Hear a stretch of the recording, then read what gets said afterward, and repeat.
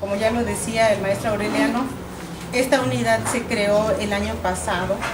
Empezamos a funcionar en el mes de junio del 2017 y parte del encargo que nos dio el señor gobernador y el señor secretario fue la creación formal de esta unidad, porque en meses previos tanto el gobernador como el secretario general de gobierno habían asumido en la Conferencia Nacional de Gobernadores una serie de compromisos en materia de protección a personas que se dedican a la defensa de los derechos humanos y también a todas las personas que tienen labores encaminadas a la materia de la comunicación y el periodismo. Esta unidad estatal es un órgano administrativo desconcentrado, esa es su naturaleza jurídica, que tiene como objetivo coordinarse con los 3 órdenes de gobierno a efecto de promover medidas de protección para aquellas personas que, dedicándose a la defensa de los derechos humanos y al periodismo, se encuentran en riesgo. Esto significa, de acuerdo a los conceptos que derivan de una ley que se llama Ley para la Protección de Personas Defensoras de Derechos Humanos y Periodistas, el periodista es aquella persona que sin distingo alguno tenga como actividad preponderante la emisión de información en cualquier medio, escrito,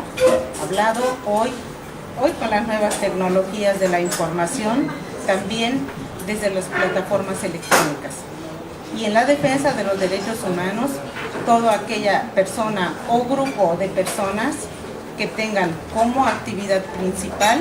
la defensa de los derechos humanos de acuerdo a los que se encuentran consagrados en la Constitución Política de los Estados Unidos Mexicanos. Del año pasado hasta la fecha, esta unidad se ha encargado de manera coordinada con el Mecanismo Nacional para la Protección de Personas Defensoras de Derechos Humanos y Periodistas, que depende de la Secretaría de Gobernación, a emitir y a implementar medidas que tiendan siempre a la integridad y a la protección de la libertad y de la vida de estos 2 gremios fundamentales de los cuales les hablamos y sin los que no podría ser posible la consolidación de un Estado democrático de derecho. Las medidas que emite el Mecanismo Nacional son notificadas al Estado de Guerrero a través de esta unidad estatal de la que les estoy hablando. Y esta unidad es la que se encarga de coordinarse con las autoridades estatales competentes y con los municipios respectivos a efecto de que las medidas de protección se brinden a aquellas personas que se encuentran en riesgo. Hemos encontrado diversos casos en los que algunos comunicadores y comunicadoras, por emitir información crítica, información veraz o la realización de opiniones, han sido amenazados, han sido amedrentados e incluso hay personas que han sufrido en su persona alguna agresión. Fundamentalmente, la idea de la creación tanto del mecanismo nacional como de este mecanismo local denominado Unidad Estatal para la Protección son la emisión de medidas preventivas, porque de eso se trata, de que no solamente seamos reactivos ante un problema, sino que procuremos en la medida de lo posible evitar que suceda alguna agresión en contra de algún integrante del gremio periodístico o colaborador o colaboradora de un medio de comunicación o de personas defensoras de derechos humanos. Les hablaba que existe una ley para la protección de personas defensoras de derechos humanos y periodistas que data del año 2012. Esta ley contempla que se van a dividir las medidas en diversos rubros. Estas medidas son medidas preventivas, en otro rubro hay medidas de protección, en otro rubro hay medidas urgentes de protección y en otros rubros se califican solo de protección. Como su nombre lo indica, las medidas preventivas están encaminadas a la formulación de políticas públicas que pretende que el sector público realice actividades que permitan la coordinación transversal de todas aquellas autoridades competentes para efectos de promover la protección, pero sobre todo a través del reconocimiento de lo que significa la actividad periodística para una sociedad democrática y también la trascendencia de la defensa de los derechos humanos. Las medidas de prevención están encaminadas a una educación muy puntual que tiene que ver con el conocimiento del contenido de esta ley, con el conocimiento de algunos manuales que hablan de la protección, pero también hablan de la prevención, porque los relatores de la ONU que han visitado a nuestro país y los relatores también de la Comisión Interamericana de Derechos Humanos hablan de la corresponsabilidad que existe en el ejercicio de estas actividades, tanto del periodismo como de la defensa de los derechos humanos. Y en ellos es fundamental que estas personas también actúen bajo protocolos de autoprotección. ¿Qué significa? Conocer estrategias que permitan que al acudir, por ejemplo, a cubrir información en zonas de alto riesgo por la presencia de grupos delictivos u otro tipo de fenómenos, puedan saber ellos las consecuencias de lo que puede pasar en esos momentos de cobertura informativa. Es como si habláramos, por ejemplo, de los corresponsales de guerra. Ellos actúan bajo protocolos que les permiten la protección en esos espacios en los que hay un altísimo nivel de riesgo para quienes se encuentran presentes. Lo mismo sucede con las defensoras y los defensores de derechos humanos, quien normalmente acude a la defensa de una persona que está siendo quizá hostigada o esté siendo agredida, muchas veces por una autoridad de cualquier nivel de gobierno. Y eso somete a riesgo no solamente a la persona que se encuentra en la situación del reclamo, sino también quien acude en su auxilio. Así lo establece incluso la Ley General de Víctimas, que habla de una víctima directa, pero también habla de la víctima indirecta, que es una víctima que potencialmente se encuentra en riesgo solo por acudir en defensa de otra persona. Hablábamos también de otro tipo de medidas, que son las medidas de protección.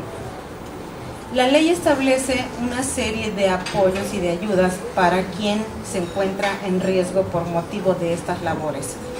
Las medidas pueden ser desde avisarle a la autoridad que esta persona ha sido incorporada al mecanismo nacional o al mecanismo local y decirle que tiene esa protección, y pedir también a la autoridad que a través de su área de seguridad se le pueda proporcionar un número telefónico de emergencia. Es decir, se hace un vínculo con la autoridad a efecto de que si la persona requiere auxilio en un determinado momento pueda llamar a la autoridad que se encuentra en la región, a efectos de que se le pueda brindar auxilio. También dentro de estas medidas se otorgan botones de asistencia. Lo mismo se le llama botones de pánico, que son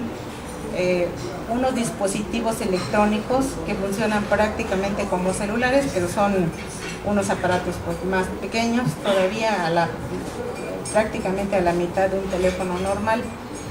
Los botones de asistencia tienen el propósito de que cuando una persona se encuentra en un peligro real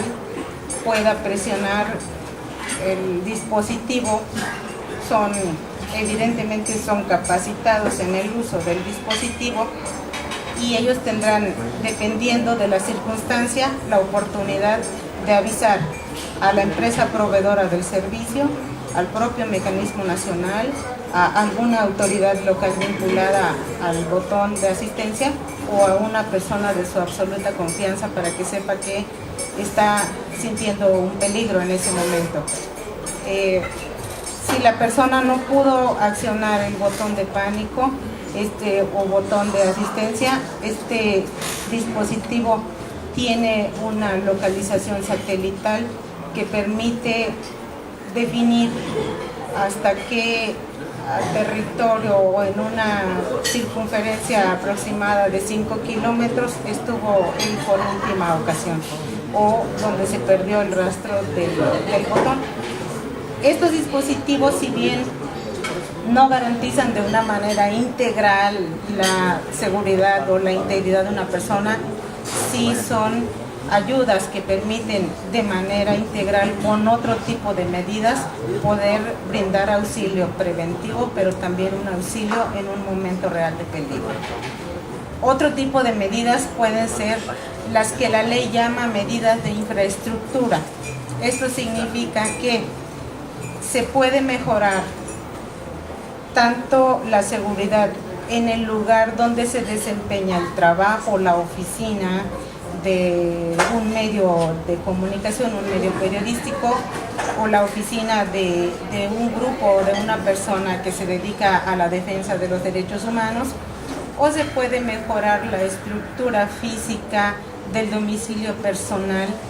de aquella defensora o defensor de derechos humanos o de aquel comunicador o comunicadora que manifieste haber tenido algún riesgo que implique incluso la seguridad de su casa o de su familia. Esas medidas de infraestructura pues tienden al fortalecimiento de la seguridad en un determinado espacio, que puede ser desde la colocación de mallas electrificadas o de seguros especiales en puertas, las alarmas de luz o de sonido, la colocación de concertinas, la colocación de cámaras que permite estar monitoreando qué pasa o quién suele rondar el domicilio, de qué se trata, y poder hacer de esa manera, una investigación. Estas medidas de las que yo les hablo pueden ser alternas a un procedimiento penal. Esta actividad entra dentro de un marco normativo, pero de carácter administrativo. Es decir, esta unidad, junto con el Mecanismo Nacional, no somos autoridades investigadoras. ¿Por qué? Porque esa es una actividad exclusiva del Ministerio Público. Si bien se brindan medidas de protección, tampoco la naturaleza jurídica es ser oficina de atención a víctimas, porque no es a una cobertura general. Solamente se cubren dos grupos específicos, que son los gremios periodísticos y los gremios de defensores de derechos humanos. Pero bueno, hablando de las medidas, hay otro tipo de medidas que tienden a la seguridad personal. Esto significa que dependiendo del nivel de riesgo en el que se encuentra una persona, se puede también definir una seguridad, ya sea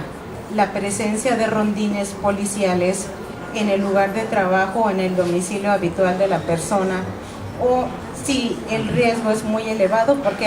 hay estudios de análisis de riesgo que permiten identificar qué medidas se van a dictar. Puede ser incluso el acompañamiento permanente de elementos policiales, es decir, que tengan un servicio de escolta. Si la medida requiere una cobertura todavía mayor, en algunos casos extremos, se puede contar con un vehículo blindado que permita la protección. Estas medidas y las urgentes de protección de las que yo les hablaba hablan por sí solas de la necesidad. Las urgentes de protección significa que el riesgo es inminente, que es grave,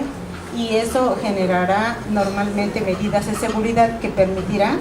el acompañamiento de elementos policiales. Si la persona manifiesta que es una autoridad de seguridad quien ha sido la que está generando el riesgo o la amenaza, también se califica entonces qué autoridad es la que tiene que participar. No puede ser que pidas protección de la propia autoridad de la que se está señalando que viene la amenaza o el riesgo. Estas medidas son dictaminadas por un mecanismo nacional, el que depende de la Secretaría de Gobernación. Las unidades estatales que se crearon o que se están creando todavía en todo el país han permitido generar una coordinación estrecha que nos ayude a bajar los niveles de riesgo, tanto para periodistas como para defensoras y defensores de derechos humanos, que han sido gremios que siempre están en el ojo del huracán, por decirlo en términos llanos.